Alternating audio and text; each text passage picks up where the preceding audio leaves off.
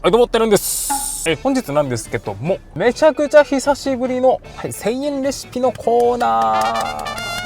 もう何年ぶりにやるよっていうぐらいのね、やつですけどもね、この1000円シリーズをね、ご存知ない方にざっくりとご説明しますと、僕胃袋大きいじゃないですか。人よりもね、ちょっとだけ胃袋でかいんですけど、そんな俗に言うフードファイターって言われる人間たち、1000円でお腹いっぱいになれるのってやつです。で、今日はランチっていう形でね、お昼ご飯を作って参ろうと思います。で、今日なんでスーツなのって言われると、今日ついでにメガネ新調しようと思ってて、で、スーツとね、バランス見るために今日スーツって感じです。よし、では行って参ります。でね、買い物も終わりましたのでね、Let's go back home!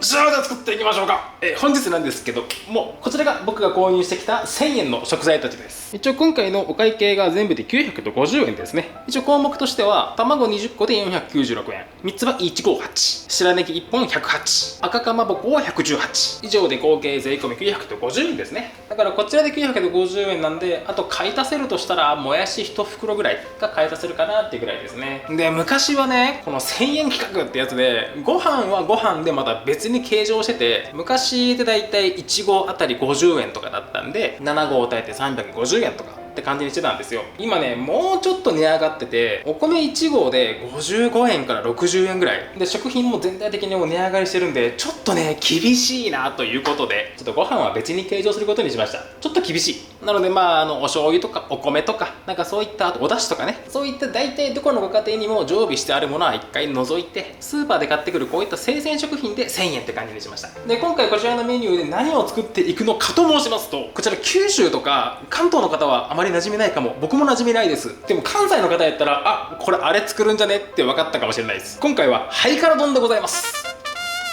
ちょっと聞きなじみのない横文字が出てきましたけども、ハイカラ丼とは何ぞやって話ですけども、僕あくまでも九州人なので、福岡出身、福岡在住、福岡人なので、あくまでも座学で得た知識なので、もしかしたらね、現地の方からはそれ違うよってお声も上がるかもしれない。ただ一応僕が調べた中だと、関西のご当地丼みたいな感じでね、3つ出てきたんですよ。1つ目衣笠丼、2つ目木の葉丼、3つ目ハイカラ丼。まず1個目のこちらの衣笠丼なんですけど、特に京都あちらの方で俗に言うお揚げさん、油揚げ、あれを卵で包んでご飯にかけたもの、それが衣笠丼。正直ね、それも今回すっげえ迷ったんですよ。油揚げの方がねいっぱい入ってるんでね、正直めっちゃ迷いました。でもなんか今日気分はこっちでした。で、2つ目の木の葉丼、そちらがこのかまぼこ、このかまぼこを卵で包んでご飯にかけたもの。このかまぼこが木の葉っぱみたいに見えるからこの葉丼で、3つ目のハイカラ丼が、このかまぼこはね、正直入るか入らないかはお店次第っていう感じで、メインで閉じるのはたぬきです。たぬき、つまりこれです。天かす。天かすを卵で包んでご飯にのっけた丼、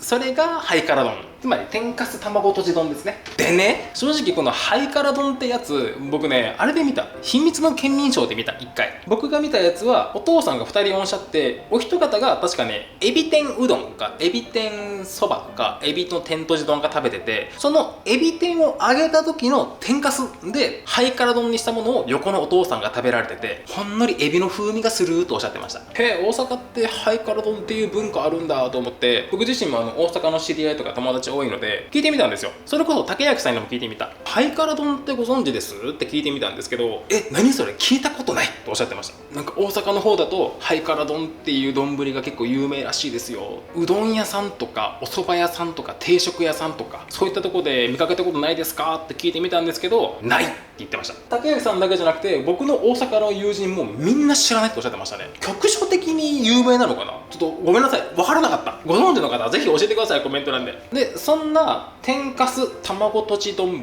ハイカラ丼なんですけど、天かすが閉じられていればハイカラ丼でも、結構お店によってこのかまぼこを入れることが結構多いんですって、この葉丼みたいに。なので今回はかまぼこ買ってきました。それではですね、早速作っていくんですけども、今回これだけなのでかなり短いと思います。動画時間もパパッといきますんで、それでは本日もお願いします。ちょっと今日ごめんなさいね、まな板が汚いかも。漂白の限界を迎えましたね。そろそろ削りの時期ですね。じゃあまず長ネギで、正直長ネギ普通にスパスパっと斜めスライスしてもらってもいいんですけど、今回ちょっと変わった切り方にしようかなと思います。まず刃先のこっちはこっちでちょっと薬味として使いたいので、これは一旦置いといて、今日は1枚剥いちゃおう。そんなに全部剥くとちょっとね具材なくなっちゃうんで 1,2 枚くらいというのがですね、こことここ食べ比べると分かるんですけど、こっちすごく柔らかいんですよ。特にこれあともう1枚剥いたらすごく柔らかいです。逆にこっちは結構歯の隙間にこう侵入してくる系の結構シャッキリとね繊維感バキバキの部位なので、今回ハイカラ丼っていう例えば中にとんかつが入ってたりだとか、なんかそういった激しい食感って中に入ってないんですよね。食感で言うと卵のトロトロプルプルな食感、そっちがメインになってくるんですよ。しかも揚げかすなんてもうおつゆつってポワッポワになりますからね。その柔らかい食感を味わう丼なので、ちょっとここの激しい食感邪魔かなと思って、ちょっと今回は除きます。でこれを斜め薄切りにしていくんですけど、僕昔の動画でスライスするときこれをね引き切り、これで切ってあげると最後皮1枚でつながることがなくなりますよみたいなこと言ってたんですけど、これやるとねまな板結構ズタボロになるんですよ。なので僕最近はもう引き切りじゃなくて普通に押し切りで切ってます。ちゃんと包丁を研いでいれば全然つながらないし、もし不安であれば一発入れるごとにってやってあげればねつながらないので。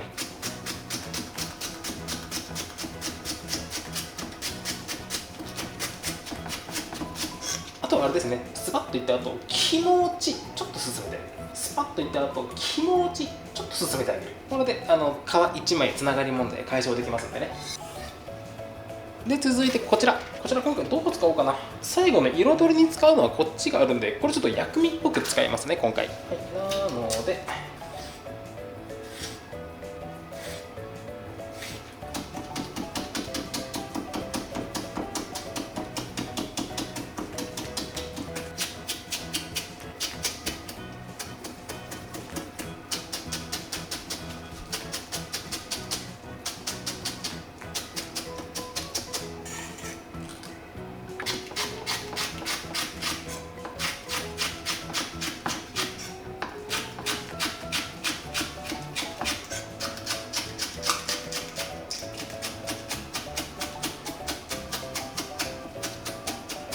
でこちらの刃先、ここだけは生で使いたいので、なおかつここは結構砂噛むので、もうさっとさらすというよりもんじゃう。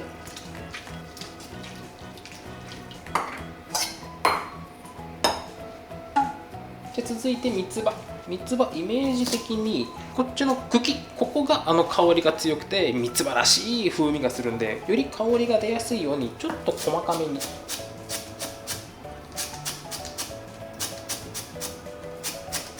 でこっちの葉の方、ここは細かくしてもねちょっと見栄えが悪いので、ちょっと大雑把に。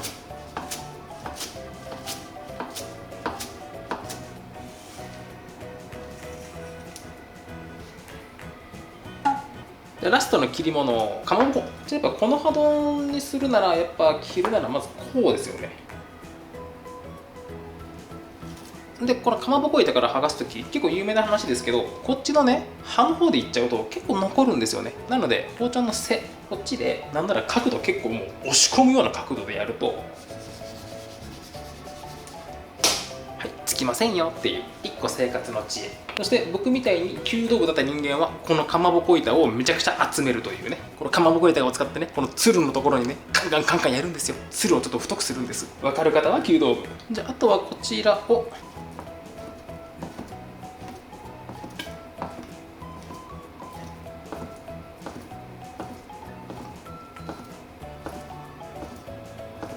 このくらいの短冊切りに。ではもうこれにて切り物は終了しましたので包丁はもう使いません。ではここから今回のハイカラ丼の丼つゆを合わせていきますので、その材料たちをせーの。今回こちらが上が関東風、下が関西風となっております。まず関東風からこちらからおだし濃口醤油みりんきび砂糖で、こちら関西風がこちらからおだし薄口醤油みりんきび砂糖。関東風と関西風で濃い口と薄口の差がありますんでね、そこご注意くださいね。やっぱ関東風はお醤油の香りしっかり黒々、関西の方は薄口のお出汁の香りしっかりっていうね。で今回の分量がこちらから5対1対1対 0.4、 関西風が10対1対1対 0.2。 具体的な分量で表すと関東風から500100140、関西風が44048。なんか細かい数字出てますけどざっくりでいいですからね。ざっくり関東風だとだいたい4から5対11、関西風だと10対1 11だいたいこのぐらいかなっていう感じですよね。お砂糖は皆様のお好みで。はい、それでは何もかもぶち込んでお砂糖をしっかりと溶かして、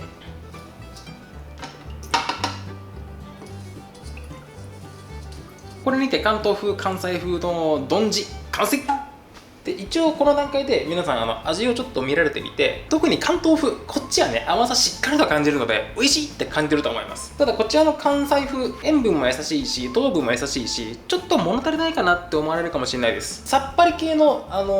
地なのでそれでいいんですけど、あまりにもちょっと僕には薄すぎるなっていう場合はちょっとここにお塩を加えたりとか薄口ちょっと垂らしてもらって塩分調整してください。ほんのちょっとね。まあでもこのすっきりさっぱりがね関西風なので、なんとなく京都ってどちらかというとかつおだしっていうより昆布だしのイメージがあるんですよ。しかも真昆布じゃなくて利尻昆布の。だからこの場合どうなんでしょうね。京都の実際のお店でもかつおだしって使うんですかね。どうなんだろう。昆布だけなのかな。そうした場合めちゃくちゃすっきりしますけどね。動物性ほぼないですもんね。ちょっとお塩いらんかったかも。バランス崩れた。まあでも美味しいから OK。それではあとは丼関係に関してはここからね天かすを作ってはい卵とじってすぐ終わっちゃうので、その前に今回のお口の潤い。今回ちょっとお出汁が余ったのでこのお出汁を使ってちょっとしたとろみ汁みたいな、全然寒くないですけどなんかちょっとほっと温まるようなね、冬場に飲みたいようなお口の潤い、そちらを作ってまいります。で今回の材料がこちらからおだし、薄口醤油、みりんで、今回の分量が重量比で20対1対1、まあ体積比でもいいんですけどね、そんなに変わらないので、それはこちらを全部合わせて、今これで大体塩分量的にはお鍋のおつゆそのくらいの塩分量になってます。そしたらこちらをお鍋に加えて、で火にかけて、だんだんと沸いてきたらお好みでおろし生姜で、もう沸くっていうタイミングでここで水溶き片栗粉、そんなに激しくとろみつける必要はないので、別にあんかけが作りたいわけじゃありませんのでね。で今これ作ろうとしてるのは宮崎県とか、あと岩手のいわきの方とか、結構愛知とかいろんなところにあるんですけど、八杯汁っていうお豆腐とか椎茸とかこういった具材をおだし、醤油こういった感じで煮て水溶き片栗粉でとろみをつけたもの、そういったものは八杯汁っていう郷土料理があるんですけど、ちょっとそのイメージです。ですので今日はちょっとね予算の関係で購入できなかったですけど、ここにお豆腐をちょっと手で崩しながら加えてもらったりとか、あと乾燥椎茸をね中にポポンって入れてもらったりするとすごく美味しいと思います。でこの水溶き片栗粉にしっかりと火を通して、で今回のネギのみじん切り、はい、よーく散らして、で今回卵多分余るので20個も使わないので、ここにあれですね、卵でかきたまりしてもよろしいかもしれんですね。今日はしないけど、あとは最後味を見つつ、バッチリ。もし薄ければお塩を出してください。あとは仕上げに今回のネギの青いところを散らして、でこれは打足かもしれないですけど、今回ちょっと具がねないのでちょっと物寂しいのでひねりごま、これで8杯汁プレーンの出来上がり。では今回の揚げかす、そちらを作ってまいります。で普段のお天ぷらだったらね、海白ごま油っていうすごくすっきりとしててコク深い高い油を使うんですけど、今回は節約ということでこちら、はい、米油。いろいろねもちろんいい油はありますけど、米油が一番なんていうの経済的で、揚げた時の香りが香ばしい。もちろん安い油を使うんであればケノーラ油とかがあるんですけど、そこまで値段変わらないので、個人的には揚げ物をするならこの米油をおすすめします。で別に具材を揚げるわけじゃないので、天かすをすくう網がすくえるぐらいの深さがあればいいような気がします。節約で今日時間があるので、せっかくなのでよく僕コメント欄で揚げ終わった後の油はどうされてますかっていうコメントをちらほらいただくんですけど、僕この容器そのまま取っといて、揚げ終わった時にまだこの油が生きていればですよ、もうこしたりするのめんどくさいので、揚げかすバーっと溜まってる中で傾けると上澄みが取れるじゃないですか。この上澄みの綺麗なところをこっちに戻して、普段の料理のサラダ油みたいな感覚で使ってます。むしろなんかね、いろんな食材の味が混じってうまい油なんですよ。たださすがにパン粉とかメンチカツとかそういったものを揚げた時の油はもうだいぶ臭くなりますけど、普通の天ぷらを揚げた時の油なんかすごく美味しい油なので、むしろ僕はご褒美としてもらってます。そしたら毎度恒例コツのいらない天ぷら粉、今回特にしゃべしゃべにしたりドロドロにしたりなんか特に意図があるわけじゃないので普通に溶いて、で今回せっかくなので大体どこのご家庭の棚に眠っているであろう小エビ、これは多分毛沢東スペアリブを作った時の余りやな。これをすり鉢で当たってエビ魚粉にして、正直ねなくてもいいんですけどね、これを細かく砕いてこの天ぷら衣に加えて、なんかあたかもエビの天ぷら揚げた後の揚げかすですよ感を出してあげましょう。いやそんなことせんでもこのまんまかき揚げにして小エビのかき揚げにすればええやんなんていうそんな野暮なことは言わない。よし、では揚げていきましょう。約160度、あんま高くてもしゃあないですからね。このくらいでいきましょうか。でこの時落とすこちらの粘土に関して言うと、もうちょっとこうネバッとしていると玉みたいなね丸っこいやつができるんですけど、もうちょっとこうシャビシャビにするとちょっとエッジの効いたというか、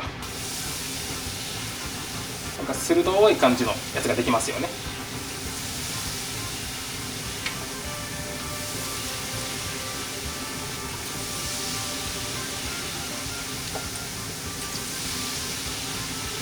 僕はこのくらいの天かすが好きかな。で完全に水気が飛んでこのシャーって音がしなくなれば OK。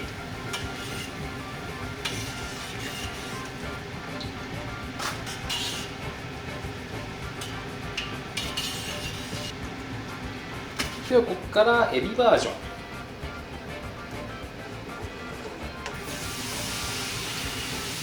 でこのエビ粉が入るとまだ粘度が上がるので、お水を足すなりしてちょっとサラサラっとしてあげてくださいね。ちなみに今僕お玉使ってますけど、正直一番早いのは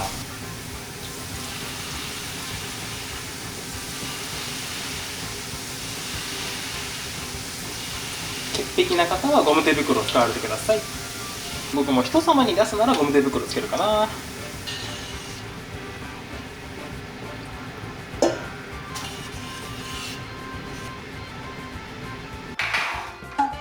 こちらがプレーンでエビ、やっぱ油が新しいと綺麗ね。そうしましたらあとは卵で閉じるだけですけども、今やっちゃうと冷めるので残りは卓上で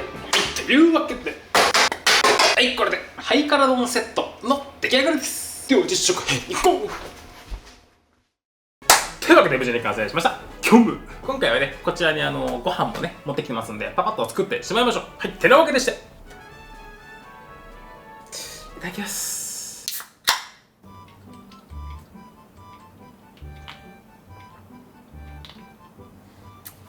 うめえ、夏物ビールがめっちゃうまい。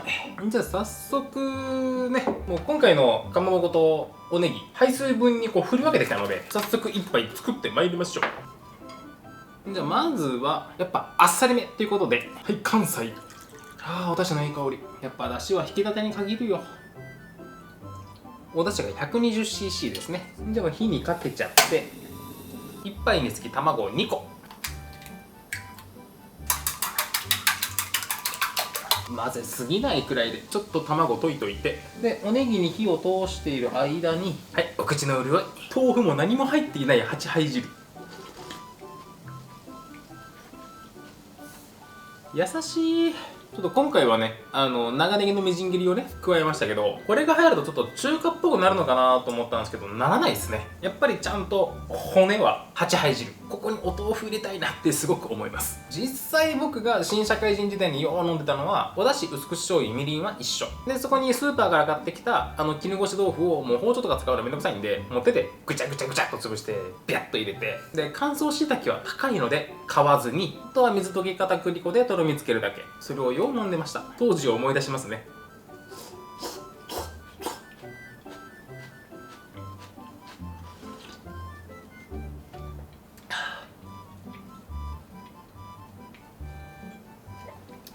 もう汁で飲める。じゃあこちらの関西だしに、はい、天かすプレーン、こちらをもりっと加えて、お出汁をしっかりと吸わしたら、まずは白身をメインにドゥルン。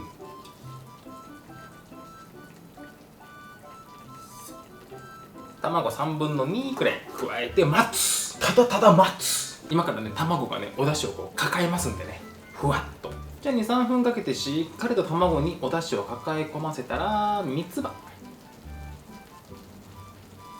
三つ葉は入れすぎぐらいが美味しい。で残りの卵、で蓋をしたら、はい、もう火止めて2、30秒余熱。あとは鍋をゆすって、はい、ご飯にスライド。はい、これにて完成。しゃあ、いただきます。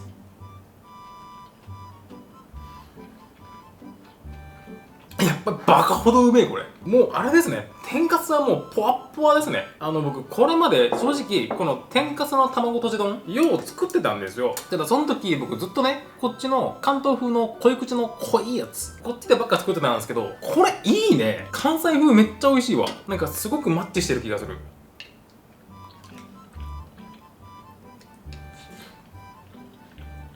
あ、これうめえわ。実質これ1杯あたり130円ぐらい。130円でこの美味しさが来るならもうお釣り来るでしょ。うんめ。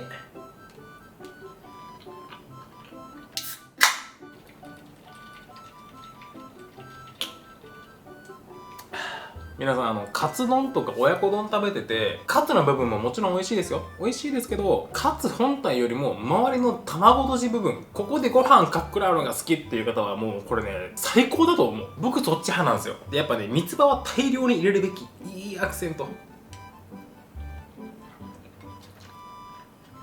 なのでまだまだね、いっぱいありますので、ちょっとこれパパッと食べちゃいますね。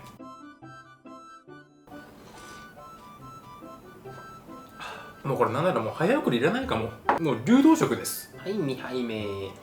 で今回長ネギの中心部分だけ使ってるじゃないですか。そのおかげでこの天かすのポワポワだったりとか、卵のふわふわトロットロな部分、ここの食感をね邪魔してないの。だからもう印象にあるのは、とにかく柔らかくてトゥルトゥルで流動食のようなこの喉越し、ここの印象がやっぱ強く残るからいいっすね。じゃあ続いてがエビ天かす。これはもはやかっぱえびせん。よし、いけ。しんちゃんも鍋肌というか、多分もうそこも多分固まったので、さっきと一緒。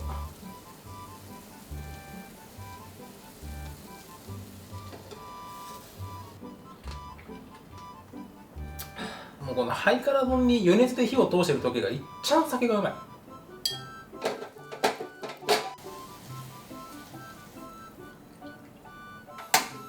でエビ天かすばジョン。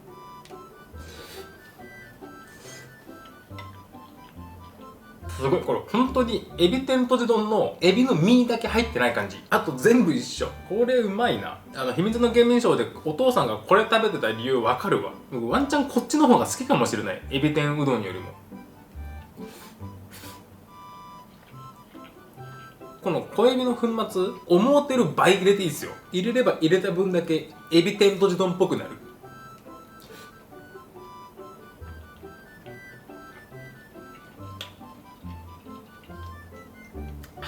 でもやっぱこういった丼はね、お上品に食べるのもいいけど、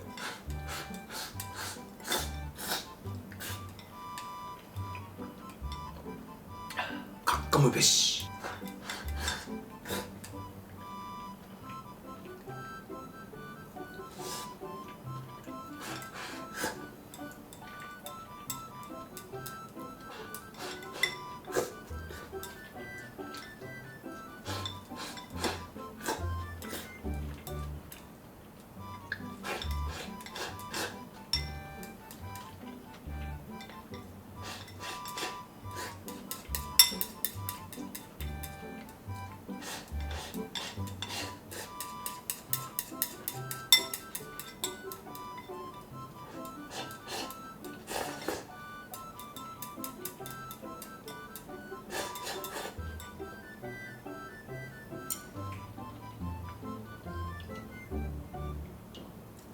最高です。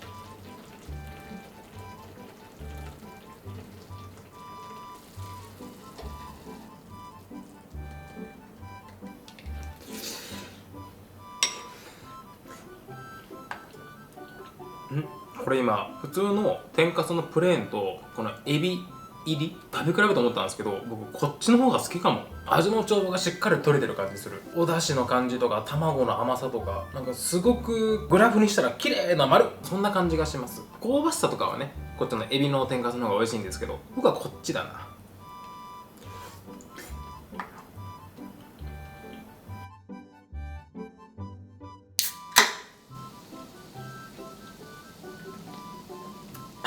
うまっ。じゃあ続きまして関東風。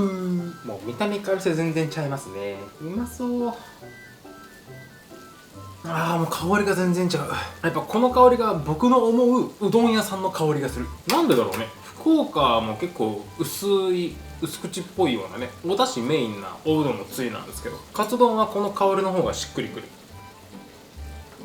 ちなみに次で折り返し地点ですね。1000円で揃えようとすると卵は足りるけど長ネギとかまぼこが足りない。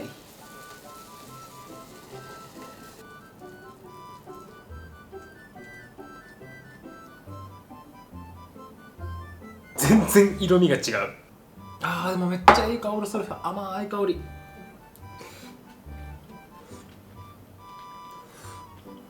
うまい。まさしく関東風。もう甘い卵焼きがね、お好きな方は多分こっちが好きかもね。今関西風関東風と食べてきて、一番最後僕がこの中で一番美味しかった組み合わせ作ろうと思ってますんで、僕がどっちが好みだったかは一番最後に。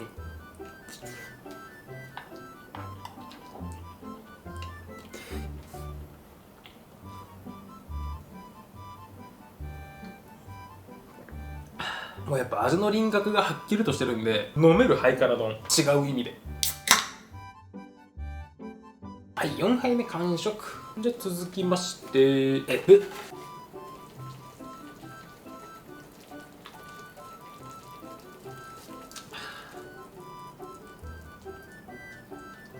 続いてエビ天かすバージョン。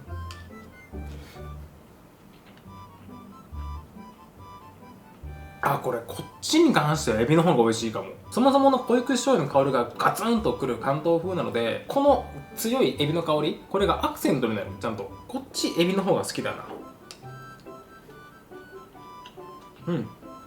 なんか改めて卵とじ丼っていうものの素晴らしさを感じる今。うまいね、やっぱね、卵ってね。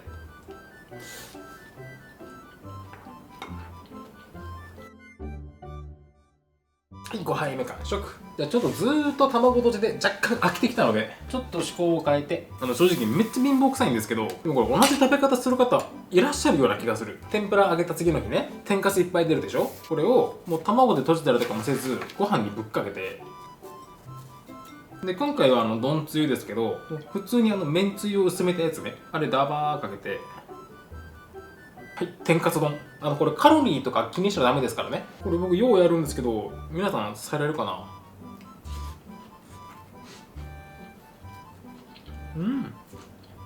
うんめ。給料日の前日の味がする。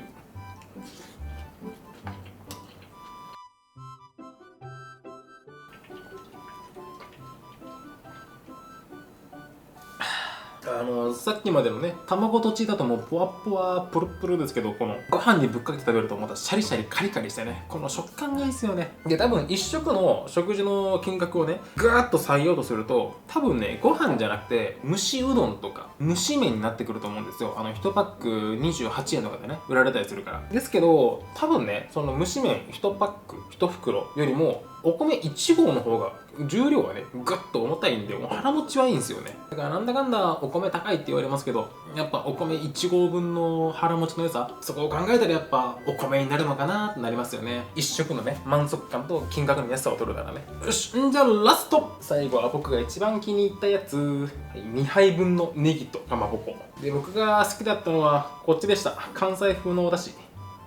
僕ずっとこれまでもう料理を始めた時から、僕笠原さんっていうね、その笠原さんの料理本だったりとか番組だったりとかいろんなものをずっと追っかけてきたので、笠原さんのレシピだとだし4、醤油1、みりん1なんですよ。本によってはだし4、濃い口1、みりん2だったりするんですけど、笠原さんは関東の方なんでね、そのレシピをずっと使ってきましたけど、僕なんかね、料理始めてもう15年ぐらい経ちますけど、僕関西風のだしの方が好きかもしれない。ちょっと今後僕の丼地は多分こっちに変わると思います。うまいこれ。よし、じゃあラスト卵とじ。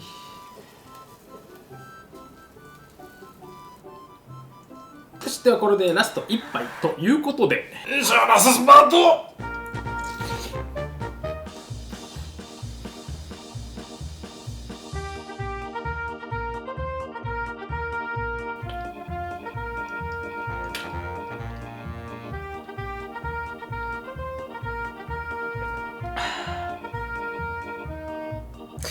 くさした。いやー、よかったね。すっごくシンプルな卵とじ丼ですけど、マジでうまかった。今回自分でこう天かす作りましたけど、もし面倒っていうことであれば、それこそね、おたふくさんの天かすっていうか揚げ玉、あれを使えばパパッと作れるし、なおかつ